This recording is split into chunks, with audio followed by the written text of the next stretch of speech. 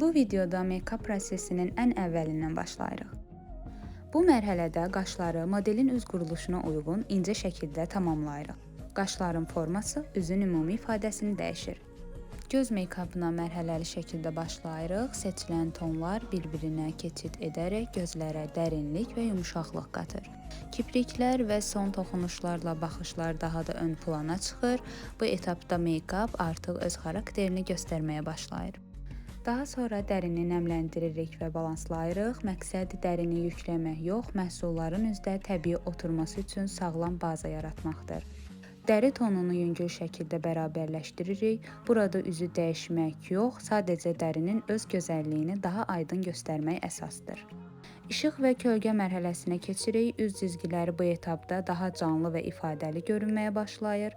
Dodaq meykabı ilə görüntünü tamamlayırıq. Seçilən rəng bütün meykapın ahənginə uyğun şəkildə final effekti yaradır və nəticə olaraq etap-etap qurulan, təbii, zərif və üz cizgilərini ön plana çıxaran bir meykap görünüşü əldə edirik.